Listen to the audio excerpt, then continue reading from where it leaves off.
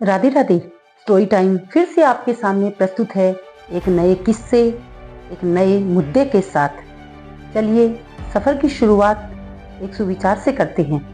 उसे अपनी मेहनत पर इतना भरोसा था कि उसकी किस्मत को भी खुद से ज़्यादा उस पर भरोसा था।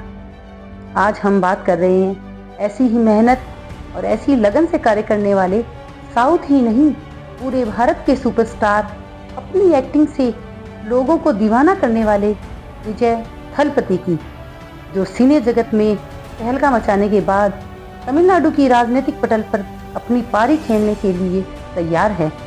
इन्होंने हाल ही में अपनी राजनीतिक पार्टी तमिझागा वेट्री कड़गम को लॉन्च करने की घोषणा की है।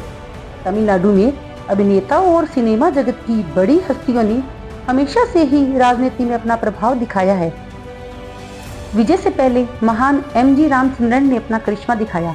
एमजीआर ने 1972 में डीएमके से अलग होकर एआईडीएमके पार्टी बनाई और 10 साल तक तमिलनाडु की सत्ता ही नहीं लोगों के दिलों पर भी राज किया। एमजीआर के बाद वह सिनेस्टार जिसने लोगों के दिलों पर राज किया वह है जयललिता, जिन्हें तमिलनाडु की जनता प्यार से अम्मा कहकर बुलाती थी। उन्होंने भी 14 साल तक तमिलनाडु में अपना सिक्का जमाए रखा और जीते जी अपना करिश्मा बरकरार रखा। लेकिन हम आज बात कर रहे हैं सिर्फ विजय थलपति की राजनीतिक पारी की। हालांकि विजय का कहना है कि उनकी पार्टी 2024 के लोकसभा चुनाव में कोई हिस्सेदारी नहीं करेगी। उनका लक्ष्य 2026 का विधानसभा चुनाव ही है।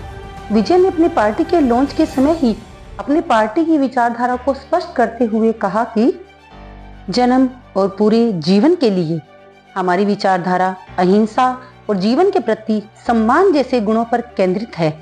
एमजीआर की तरह विजय का सुपरस्टारडम राजनीति में प्रवेश के लिए उनकी सबसे बड़ी ताकत होगी।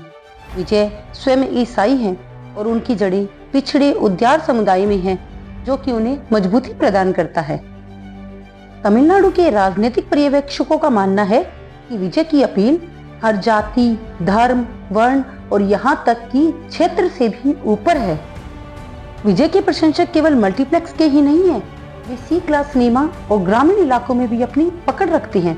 सूत्रों की माने तो मदुरई वह जगह हो सकती है जहाँ से विजय अपनी राजनीतिक शुरुआत कर सकते हैं। लेकिन विजय के लिए यह राह आसान नहीं होगी। उनके सामने अनेक चुनौतियां हैं, क्योंकि तमिलनाडु की राजनीति में सफल होने के लिए केवल लोकप्रियता ही पर्याप्त नहीं है, सुसंगत विचारधारा भी होनी चाहिए। विजय के लिए एक चुनौती यह भी हो सकती है कि उनकी पार्टी में प्रमुख चेहरों की कमी है, लेकिन विजय इस कमी को दूर करने का प्रयास कर रहे हैं। इसीलिए वे कुछ प्रमुख चेहरों के साथ पार्टी में शामिल होने के लिए बातचीत कर रहे हैं। विजय के साथ एक समस्या उनका ऑफ स्क्रीन श्रीमिला और रिजर्व नेचर का होना भी है।